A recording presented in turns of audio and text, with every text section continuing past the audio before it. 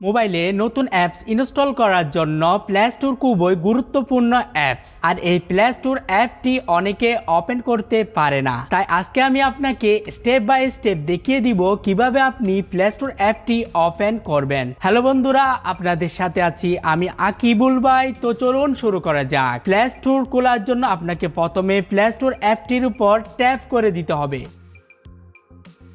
তারপর sign in বাটনের উপর ট্যাপ করে দিতে হবে।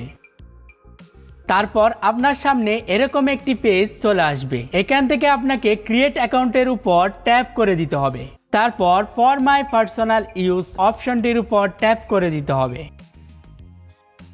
তারপর এই জায়গায় আপনার নামটি টাইপ করে দিতে হবে। তারপর এই জায়গায় আপনার কোনো ডাকনাম থাকলে সেটা দিয়ে দিতে পারেন, কোনো কিছু না দিলেও সমস্যা নেই। তারপর নেক্সট বাটনের উপর ট্যাপ করে দিতে হবে। তারপর এই জায়গায় আপনার ডেট অফ বার্থ দিয়ে দিতে হবে। এখানে আপনার জন্মের তারিখটা টাইপ করে দিতে হবে। এখান থেকে জন্মের মাসটা সিলেক্ট করে দিতে হবে, আর এখানে জন্মের সালটা টাইপ করে দিতে হবে। তারপর এখান থেকে আপনার জেন্ডারটি সিলেক্ট করে দিতে হবে। আপনি ছেলে হলে মেল অপশনটি আর মেয়ে হলে ফিমেল অপশনটি সিলেক্ট করে দিতে হবে। তারপর নেক্সট বাটনের উপর ট্যাপ করে দিতে হবে।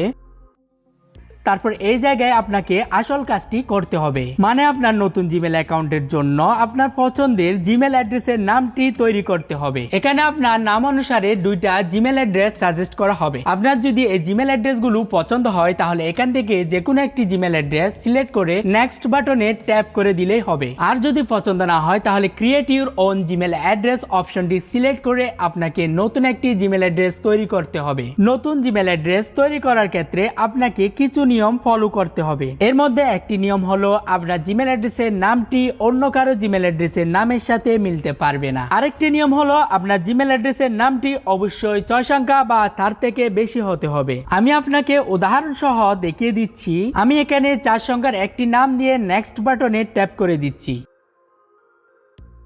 দেখুন আমার জিমেল অ্যাড্রেসটি তৈরি হয় নাই, এবং কেন তৈরি হয় নাই এর কারণটাও ওরা বলে দিছে। এখানে ওরা বলতেছে আপনার জিমেল অ্যাড্রেসের নামটি অবশ্যই 6 সংখ্যা থেকে 30 সংখ্যা এর ভিতর হতে হবে। আমি অন্য নিয়মটাও দেখিয়ে দিচ্ছি। আমি এমডি আকিব লিখে নেক্সট বাটনে ট্যাপ করে দিচ্ছি। দেখুন আমার জিমেল অ্যাড্রেসটি আবারও তৈরি হয় নাই। এখানে ওরা বলতেছে এই নামে আরেকজন জিমেল অ্যাড্রেস তৈরি করে ফেলেছে, আপনি অন্য আরেকটি নাম দিয়ে চেষ্টা করুন। এ ধরনের সমস্যায় না পড়ার জন্য আপনি আপনার পছন্দ মতো একটি নাম দিয়ে পাশে এরকম কিছু নাম্বার বসিয়ে দিতে পারেন। তারপর নেক্সট বাটনের উপর ট্যাপ করে দিতে হবে।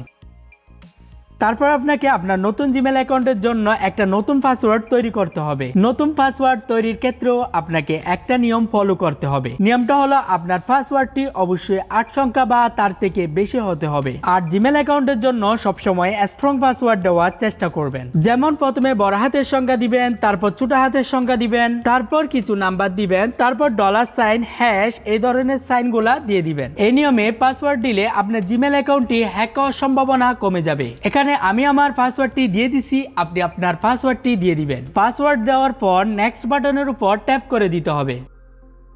নেক্সট বাটনে ট্যাপ করার পর আপনার সামনে এরকম একটি পেজ চলে আসবে। এখানে ওরা আপনার ফোন নাম্বার চাইবে। আপনি ফোন নাম্বার দিতেও পারেন, না দিতেও পারেন, সেটা আপনার ব্যাপার। আপনি ফোন নাম্বার দিতে না চাইলে এই স্কিপ বাটনটির উপর ট্যাপ করে দিলেই হবে। তবে আমি বলবো এখানে আপনার ফোন নাম্বারটি দিয়ে দিন, তাতে আপনার অ্যাকাউন্টটি সুরক্ষিত থাকবে। আর আপনি যদি কোনো সময় আপনার জিমেল অ্যাকাউন্টের পাসওয়ার্ডটি ভুলে যান তাহলে সেটা রিকভার করা সহজ হবে। এখানে আমি আমার নাম্বারটি দিয়ে দিলাম, আপনি আপনার নাম্বারটি দিয়ে দিবেন। নাম্বার দেওয়া শেষ হলে আপনাকে নেক্সট বাটনের উপর ট্যাপ করে দিতে হবে। তারপর আবার নেক্সট বাটনের উপর ট্যাপ করে দিতে হবে। তারপর একটু নিচে এসে আই এগ্রি বাটনের উপর ট্যাপ করে দিতে হবে। তারপর আবারও একটু নিচে এসে অ্যাকসেপ্ট বাটনের উপর ট্যাপ করে দিতে হবে। এখন আপনার কাজ শেষ। যদি আপনার ভিডিওটি ভালো লাগে ভিডিওটিতে একটি লাইক দিয়ে চ্যানেলটি সাবস্ক্রাইব, আর ফেসবুক থেকে হলে পেজটি ফলো দিয়ে রাখতে পারেন। কথা হবে আগামীতে, সেই পর্যন্ত ভালো থাকুন। আল্লাহ হাফেজ।